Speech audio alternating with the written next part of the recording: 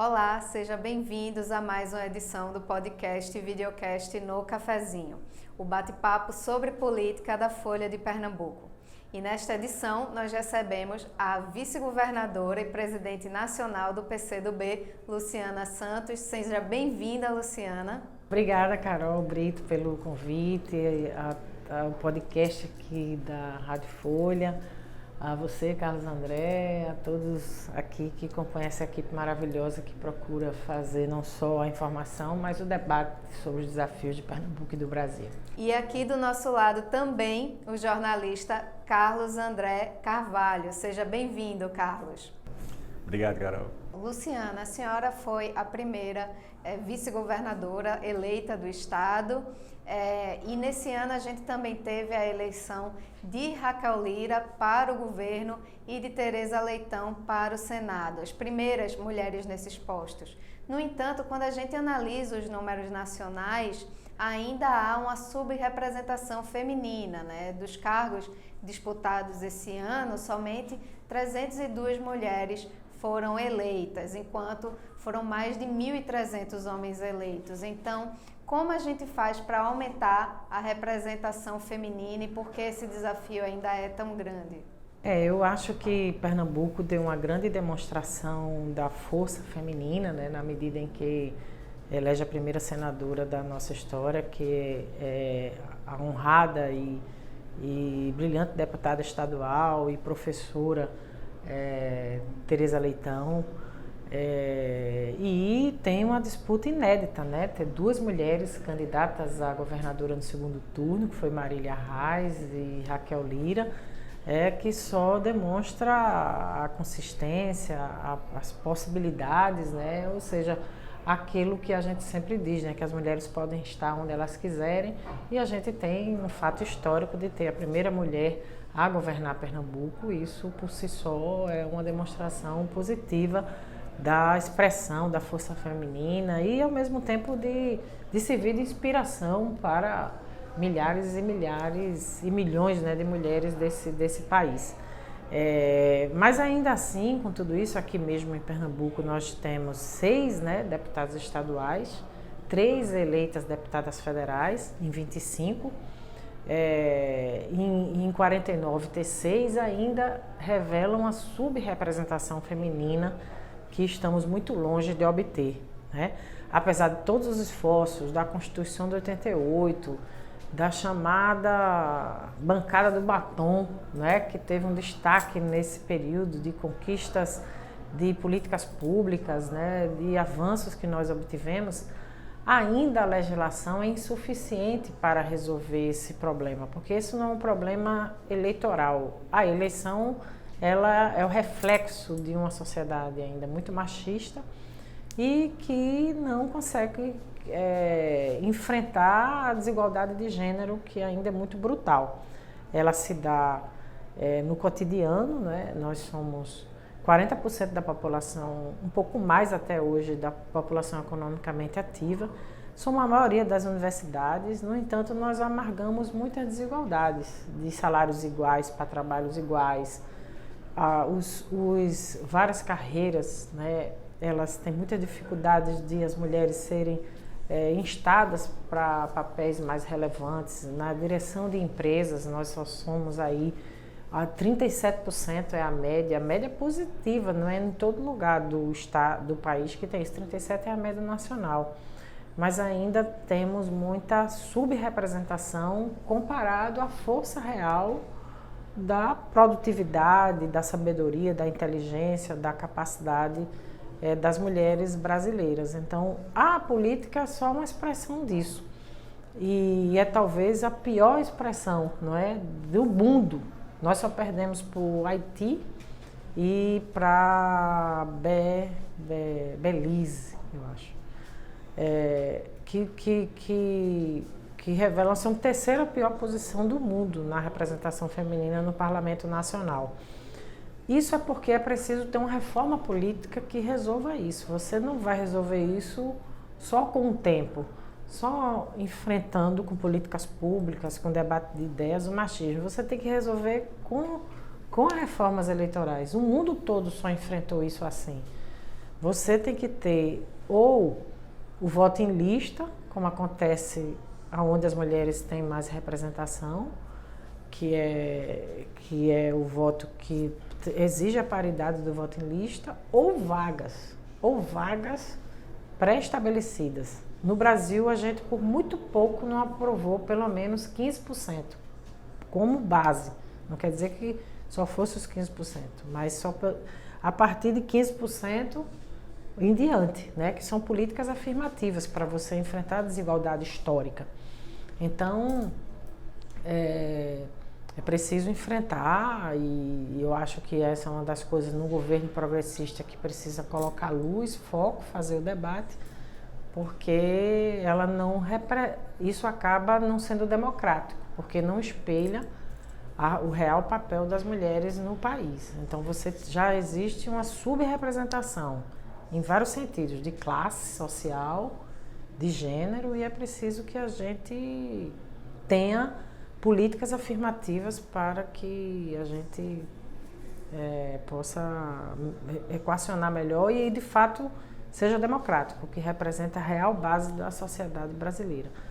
Mas em Pernambuco a gente não pode, nesse período exato, né, a gente não pode deixar de reconhecer que foi um feito, né, inédito, singular e muito inspirador para muitas mulheres. Ainda nessa questão, a gente tem dois problemas aí. Não basta só a mulher conquistar o espaço dela. Outra questão também é como lidar num ambiente onde predominam homens. No seu papel como vice, houve alguma dificuldade nesse sentido? Porque, assim, não estou falando de um machismo explícito, mas aquele machismo que às vezes aflora sem nem você saber que está sendo machista. Aconteceu isso com você alguma vez, assim, durante a sua gestão como vice-governadora? Não, primeiro que o governador Paulo Câmara sempre procurou destacar, valorizar. Eu tenho um agradecimento a ele por ele ter uma convicção diferenciada, né, de como deve valorizar o papel das mulheres no governo. Tanto é que no nosso governo, apesar de ainda ter uma representação que não era muito em quantidade, mas nós temos, né, a Secretaria de Infraestrutura, que é o maior orçamento do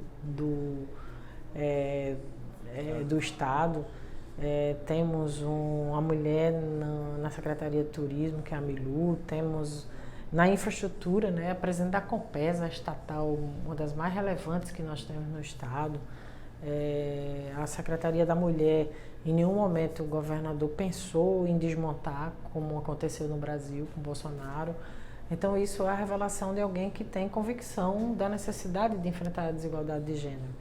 E é claro que na minha trajetória toda, não é só como vice-governadora, essas coisas sempre permearam, né? O preconceito, mesmo que ele não seja explícito, ele não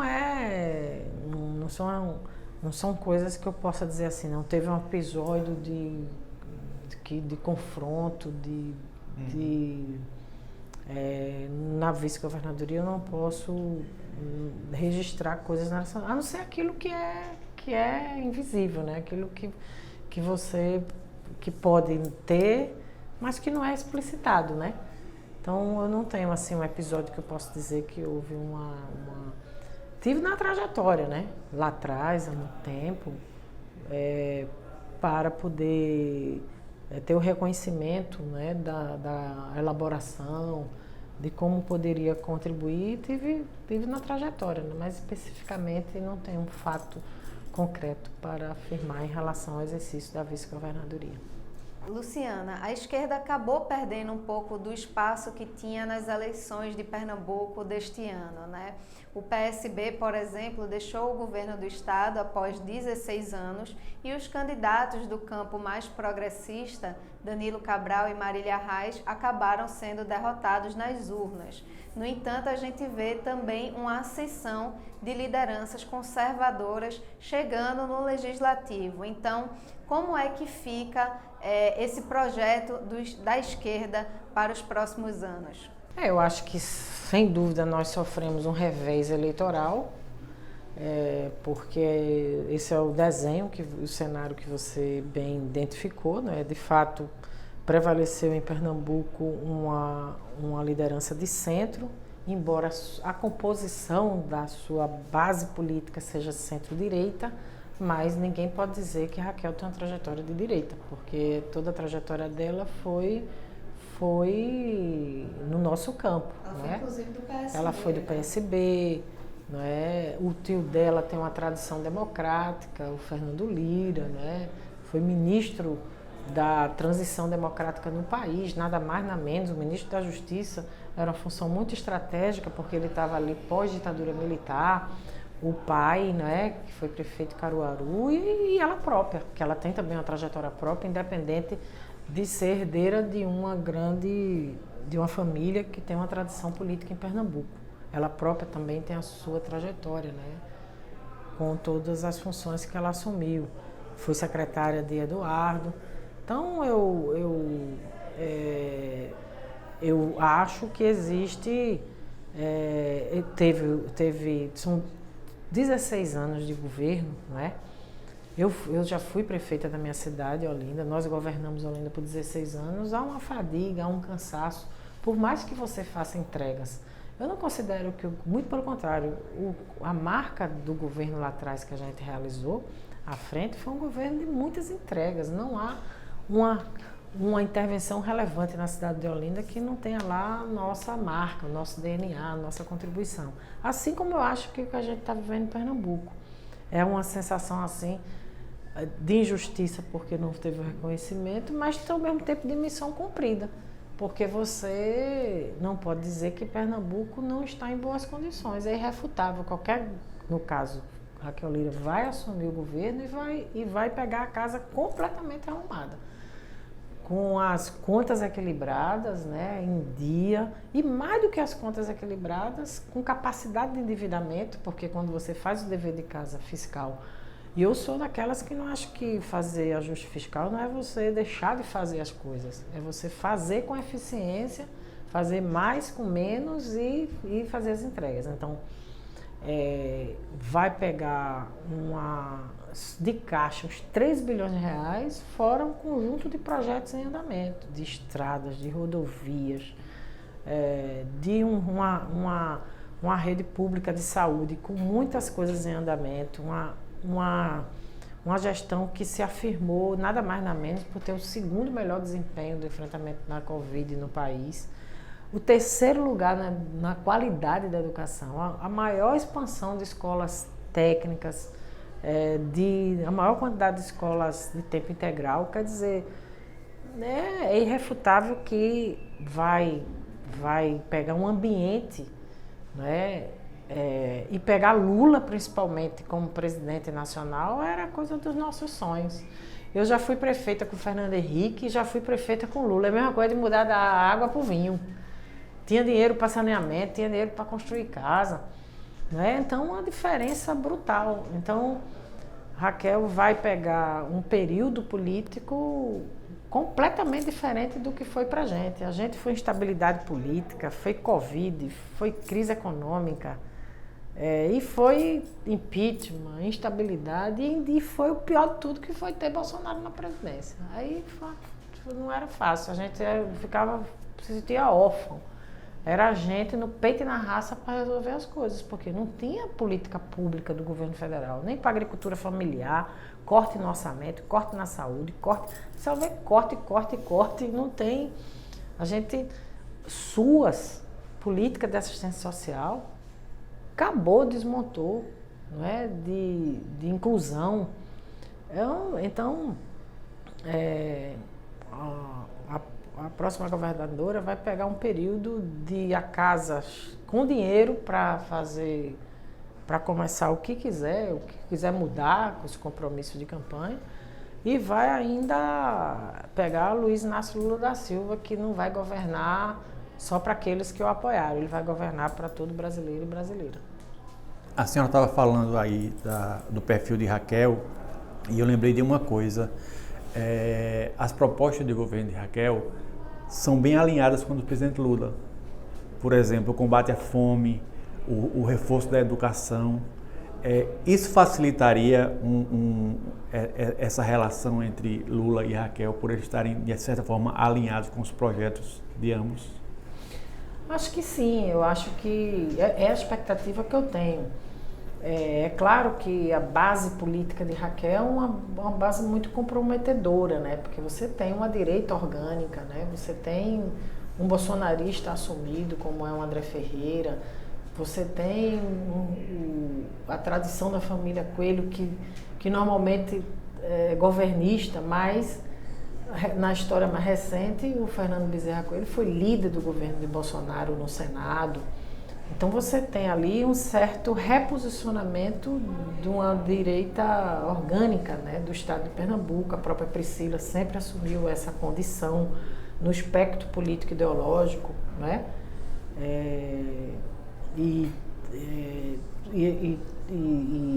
Como se diz, isso é digno, é respeitável, ninguém está dizendo que isso é feio ou bonito, está dizendo que é uma identidade política, né, ideológica. Então, Raquel, eu acho que, apesar disso tudo, né, de ela hoje, independente da vontade dela, ela politicamente expressa essa... neutralidade? Não, ela expressa esse conjunto de forças do centro-direita em Pernambuco. Que mais, apesar disso, eu penso que eu torço, né, para que ela de fato tenha condições políticas, tenha força de estar acima dessa situação objetiva, né? De expressar esse conjunto de forças e ela possa caminhar numa trajetória que é uma marca mais ao centro da política e mais comprometida com as causas de inclusão, com a causa social. Por conta desses apoios que Raquel recebeu no segundo turno, a senhora acha que ela pode pagar um preço alto quando assumir? O grande desafio dela vai ser exatamente esse, não ser contaminada por um perfil mais à direita, né? Que é por conta dessa base política que ela expressa. Eu torço para que não seja assim e acho que ela tem condições de imprimir um ritmo mais centrado nas convicções que sempre moveram ela, né? Essa é a esperança que eu tenho, que possa prevalecer a conduta de um conceito e de um programa político mais à esquerda. Quer dizer, mais ao centro-esquerda, né? Apesar dessa... É a torcida que eu tenho. Porque assim, tem uma ala que não é só direita, é uma direita conservadora, é uma direita mais para a direita mesmo, entendeu? Porque essas pessoas que eu estou me referindo, né? Se esse apoio de Raquel a essa ala dentro da direita pode comprometer a gestão dela. Isso é uma questão, né, que a vida vai nos dizer, né? Mas de fato a grande questão é ela não ser contaminada porque ela, como eu falei, independente da vontade dela, ela expressa em Pernambuco, porque ela acabou sendo desaguadouro dessas forças, né? Bolsonaristas, inclusive, né? Então isso é um certo contradição e dilema e desafios que ela vai viver no exercício do mandato. Deixa eu terminar. Uma coisa que me inquieta também é o seguinte: segundo turno é essa última chance. Então é difícil para qualquer candidato, eu acredito, rejeitar apoio, né? Porque você está ali só com um adversário e é você ou ele. E claro que você quer ganhar. E aí vem esses apoios. É possível se rejeitar apoio no segundo turno, mesmo de uma ala da direita ou da esquerda que você não se afine, vamos dizer assim? Eu acho que sim. Eu acho que na luta política você tem que ter sempre posição clara, definida, ter lado. Eu acho que você tem que explicitar sim. Olha, ainda mais porque você está diante de uma ameaça, você estava diante de uma grande ameaça democrática. O que seria desses programas de habitação, de saneamento, de sociais se fosse o Bolsonaro? Então, tem hora que você tem que ter lado, tem que ter posição. E aqueles que quiserem lhe apoiar, você não rejeita, mas você diz assim, ó, você venha para mim. Quer dizer, você quer me apoiar, mas eu tenho tal posição. Isso eu acho relevante na política, ter lado. Agora, Luciana, Raquel também teve apoio de lideranças do campo progressista, só citando algumas, por exemplo, Márcia Conrado, que foi a coordenadora da campanha de Lula no Sertão, Túlio Gadelha da Rede, Gonzaga Patriota do PSB, várias lideranças do PSB, inclusive, estiveram com ela.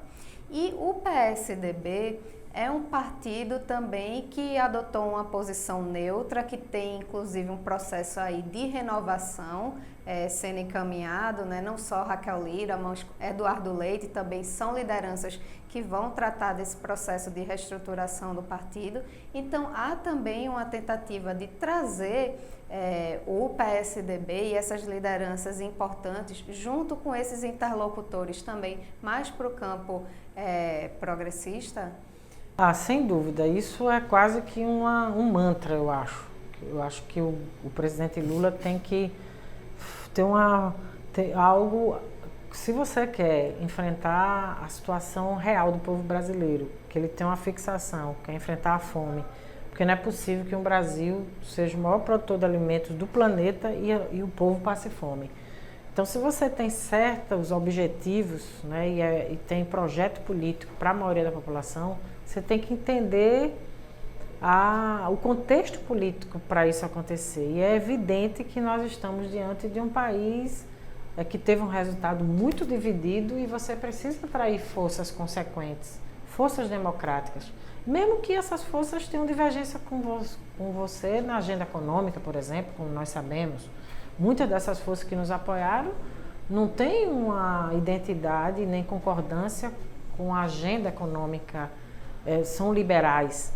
Mas nessas horas, eu acho que tem uma coisa muito maior que está unindo todo mundo e que uniu todo mundo para a gente ganhar as eleições. É a questão da democracia e a questão do flagelo social que o Brasil está vivendo. Então, isso foram duas coisas que fizeram essa convergência, né, de forças políticas no país. Então, eu acho que o PSDB faz parte disso, de uma força política em disputa. Por isso que eu acho relevante e acho muito importante a Raquel ter tido, quer dizer, preferia que o apoio tivesse sido para o nosso projeto político, né? Preferia que esses apoios pudessem consolidar um projeto político da candidatura de Marília Reis, e é por isso que nós apoiamos Marília Reis, porque ela representa um projeto político do nosso campo.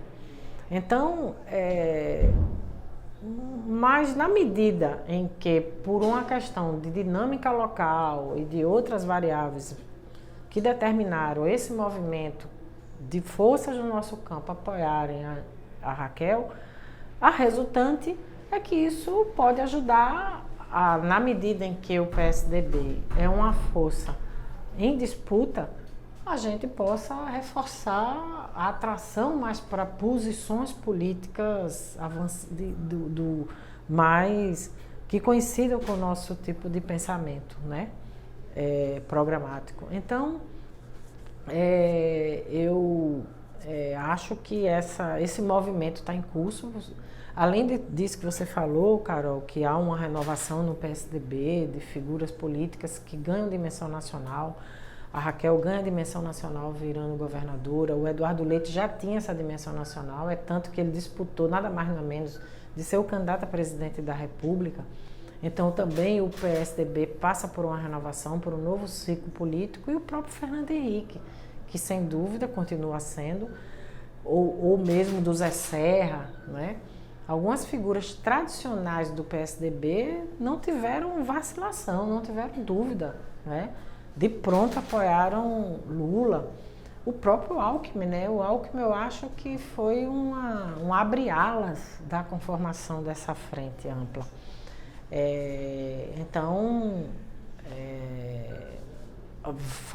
Aproveitando, né, para falar da frente ampla, isso, Carol, modéstia à parte, o PCdoB foi muito decisivo nessa tática, né, de a gente defender a frente ampla. E o Alckmin, no primeiro momento, foi muito incompreendido por muita gente do nosso campo, dentro do próprio PT, né, que não...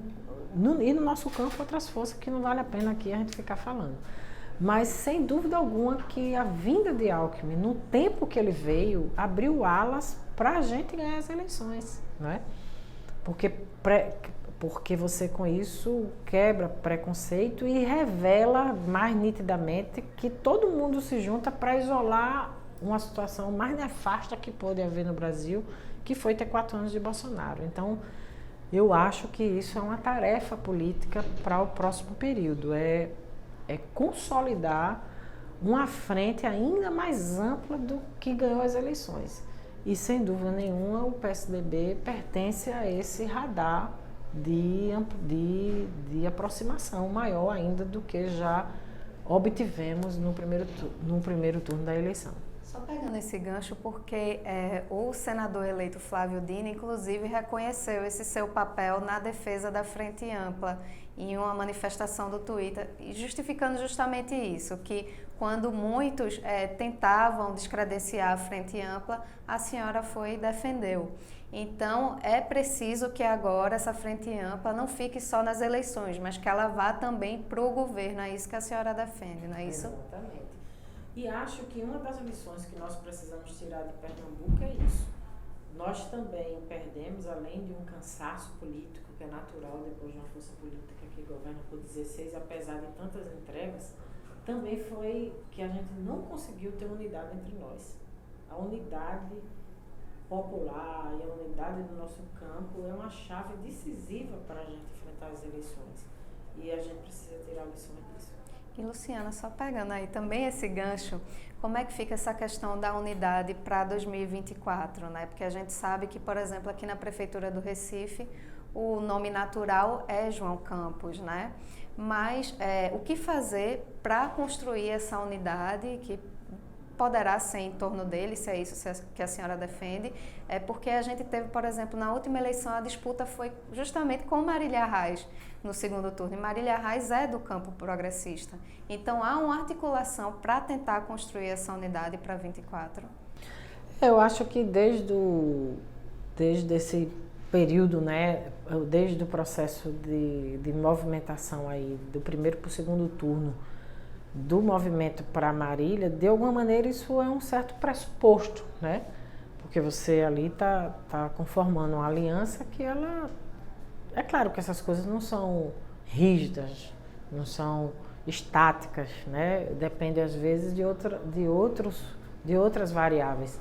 Mas a princípio se subentende que uma construção dessa natureza, na medida em que o PSB, o próprio João, né, cumpriu um papel de apoio e de participação, principalmente João, né, como liderança política que com uma boa avaliação no Recife, né, cumpriu.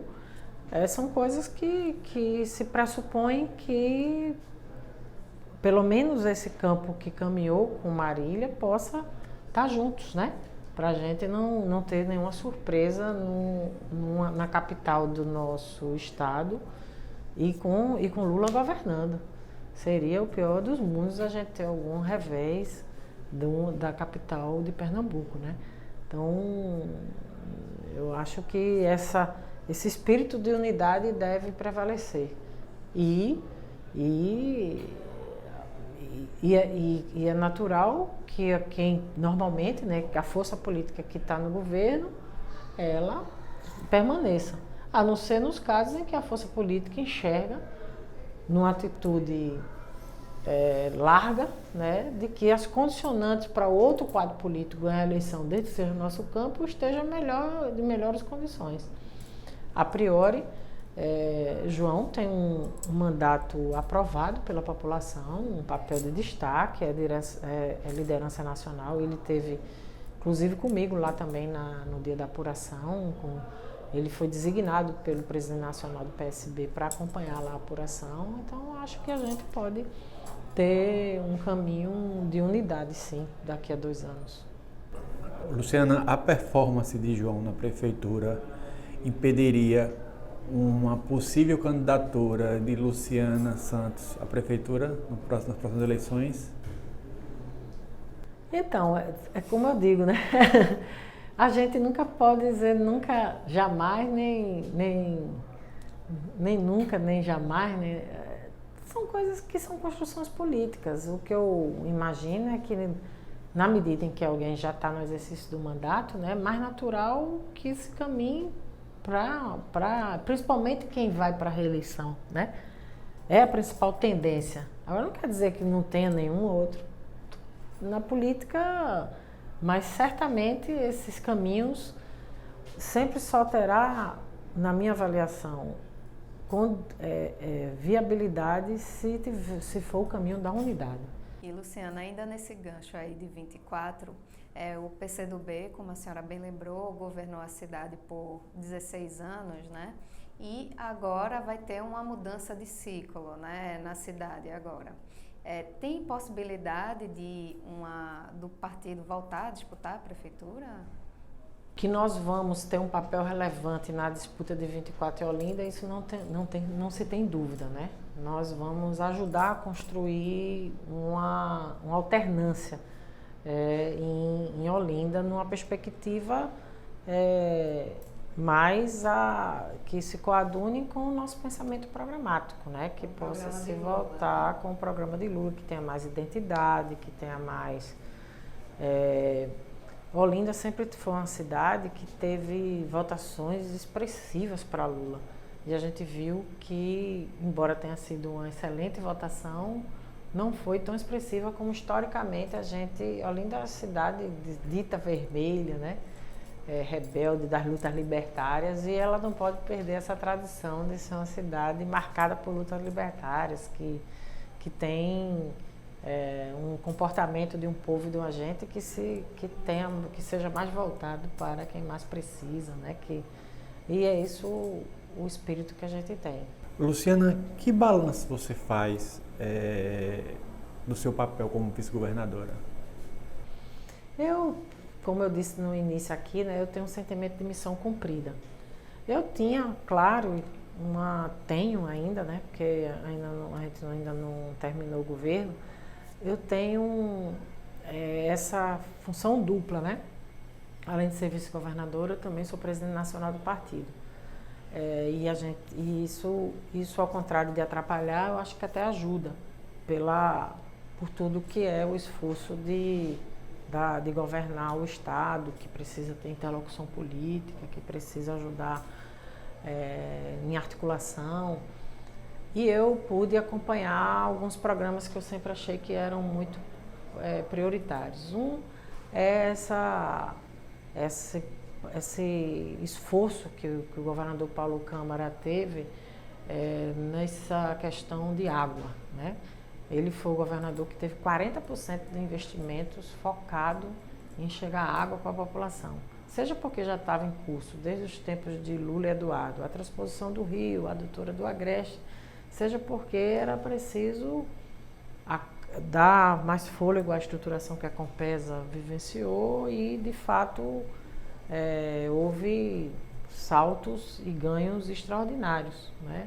Nos rodízios da região metropolitana, nas barragens, apesar de também a gente não ter tido apoio do governo federal para muitas dessas intervenções.